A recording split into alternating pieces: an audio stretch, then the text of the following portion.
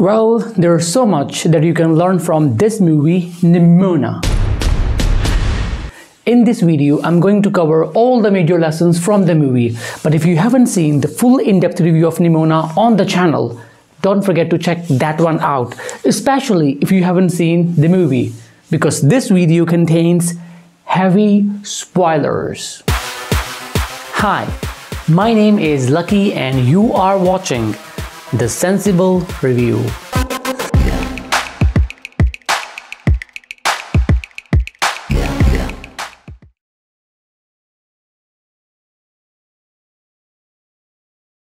In the beginning, when the queen chooses a common man, Ballister, to be the knight of the kingdom, that was the message of equality.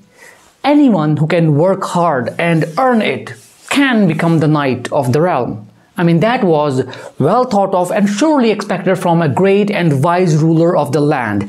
In this case, it was the queen. Queen's vision to provide equal opportunities to everyone without looking into their bloodline was surely brilliant, but what we see next? The queen gets murdered.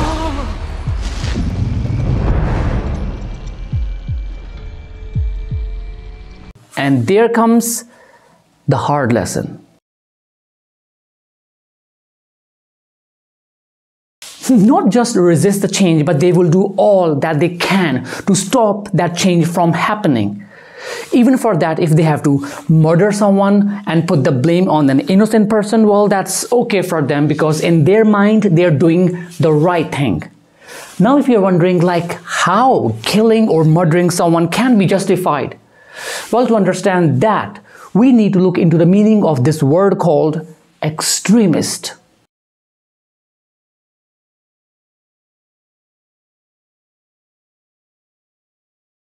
For me, they are actually the lost souls. In the movie, it was the director. She smartly plans the murder of the queen by tampering the sword of Ballister, and that's how she makes Ballister look like a murderer to put a permanent stop on the recruitment of common people as a knight. Even later in the movie, she was so lost that she just wanted to kill the monster. Ma'am, someone is turning the cannon into the kingdom. Yes, I know. I gave the order. But firing them will take out half the city. Innocent people will die. And so will the monster. But the message here is, don't let your existing knowledge to be the end of you. Never be an extremist.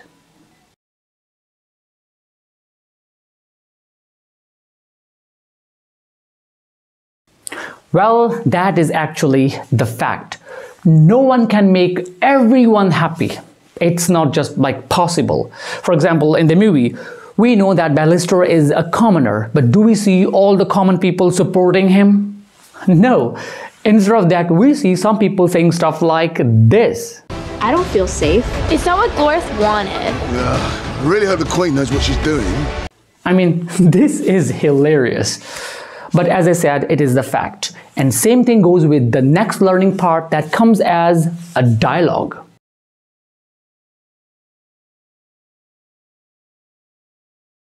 Yeah, once people see you as a villain, then that is what you are, nothing more, no matter how hard you try. To prove that it's not just a dialogue in the movie or something that was only happening with Nimona or Ballister, I'm going to give you a real-life example. A few days ago, I saw this tagline circulating on some social media sites, and that tagline was #boycott Aquaman 2. And this tagline was circulating just after the release of the trailer of Aquaman The Lost Kingdom. And I really got confused first because I have seen the first part and it's brilliant. I did watch the trailer also, and I couldn't find any problem in the trailer. And when I went to the comment section, then I learned oh, well, that's all because of Amber Heard. Because there are some people who are like, why she's in the movie? There are some people who are like, why she's even breathing, but now she's in the movie. She is in the movie, so we are not going to watch it. No, let's do better than that. We are going to create a hashtag boycott Aquaman 2, because we know that there are so many other pathetic people who are going to follow it. And why Amber Heard is a monster in the eye of people? Well, that's all because of that Johnny Depp versus Amber Heard trial. I mean, that was their personal matter, but the way people took it, that was insane. And the kind of things people did during that trial, they were unbelievable. I don't think anyone with the right mind can do that. Actually, it's very trending to be rude, mean, and pathetic and shameless these days. Once you do that, you have so many followers. Okay, let's get back to this learning part of Nimona. The next learning part comes from the character of Nimona herself. So what does the character of Nimona shows? Have a look.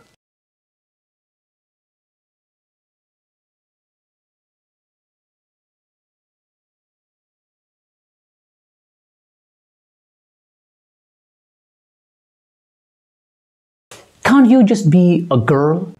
Can you just be you? Can you behave the way normal people do? Can you please just be normal for a second? Normal? Wait, not like that. Not like that either. You want me to shift? You don't want me to shift? Pick a lane! But here, I also want to make one thing clear. It's okay to use your freedom, but don't take others' freedom for granted. Don't be like, I want to murder people, so let's kill them. Let's embrace your evil side. Because that is exactly what Nimona was doing in the whole movie, right? We're villains! Embrace it! No. In the movie, Nimona's dark side shows the frustration and desperation for acceptance, which is, by the way, the main theme of the movie. And once she gets the acceptance, it's time to rewrite this story. Nimona! Nimona!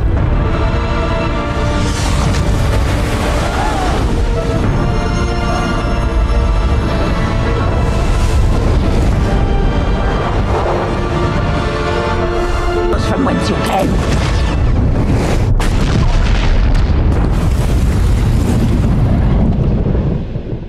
she sacrifices herself to save the life of others. And probably after some time she comes back to life, which is still a mystery. And this movie also raises a question.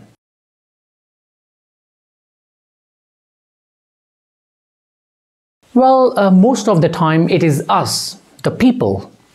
In the movie there's this dialogue like, what kind of world is this where we teach our children to be a hero? You have to slay the monster. I mean, what they are trying to point out here is that we are teaching like it's okay to kill. Well, we can say that only to the monsters, but how to identify a monster? Just because someone can do shapeshifting like Nimona, or someone's behavior is different than our expectations, so that's make them a monster? I mean, how to identify a monster? Well, for me right now, the real monsters are these social media idiots who are spreading garbage on these social media sites. So what do you think? Who are the real monsters? Do let me know in the comment section. And do that before you watch the next part, because in the next part we are going to learn something so big, something so brilliant, and the reason why I love this movie so much. I mean, one of the reasons, because there are so many reasons. So if you're ready, have a look.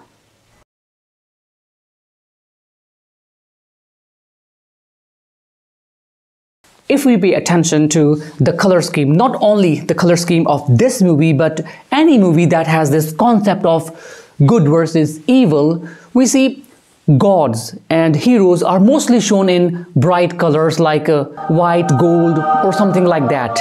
And when it comes to a villain, a monster, or an evil entity, they are shown in dark, gloomy colors, which is totally fine, by the way, because all the colors, they have their own psychological effect, and the filmmakers, they use them to tell their tale and bring certain emotions and feelings on the screen.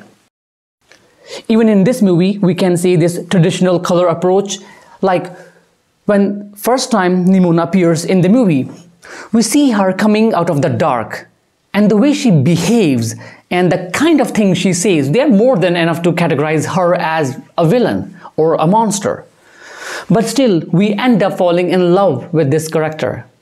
And we realize that not everything that's dark is evil, just like all that glitters isn't gold. Because the way someone behaves or appears isn't always the best way to describe them or to categorize them. Moreover, how anyone can be good all the time. Sometimes we have to look beyond this concept of good versus evil. And that is the most beautiful thing this movie is trying to teach. Look beyond, because sometimes that is the best way of looking.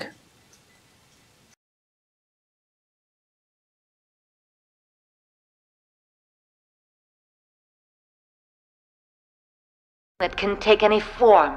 It could be anyone. Your spouse, your child, your best friend, the person sitting next to you. None of us are safe so long as the villain and that monster are still out there. Well, how to talk about this one, because this one was like a one big slap on my face, like this. In the movie, when Golden Loin says to Ballister, like, About your sidekick. Your sidekick set you up. What? This was all her plan. All of it. Val, please. No, I can't do this. Listen to me. She's using you to destroy the kingdom. You know what she is. Stop. Why won't you admit it? Stop. You're in danger, Why Val. can't you just leave me alone? on that, my reaction was like, oh, so that was all her plan. Now what? I mean, even after watching all the good stuff that made me fall in love with Nimona's character, I was still like, well, she is a monster, so that has to be her obvious plan. I mean, even after watching that story that shows what exactly happened 1,000 years ago,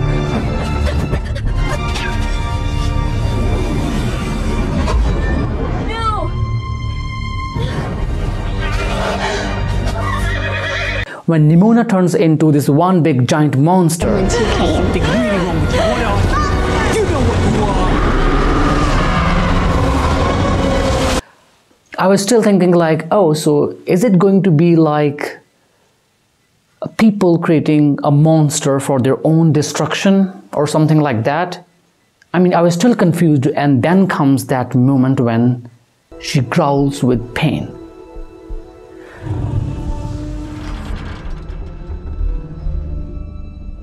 And the background music works perfectly to bring all the emotions to the edge. And we see that she's actually not going to attack people, but she's actually going toward that sword and that dialogue, which comes here the second time. When the first time that dialogue comes in the movie, it was like a great dialogue, a good writing for me, but I actually learned or felt the meaning of it when it comes here in the second time. And that dialogue was, I don't know what is more scarier. The fact that everyone in the kingdom wants to run a sword through my heart, or sometime I just wanna let them. I think that's all for now. There's nothing else I have to say. All I just want to say that it's a brilliant movie, and we need movies like this. The world needs movies like this. See you soon with another video. Until then, goodbye, stay safe, stay healthy, and thank you for watching the video until the end.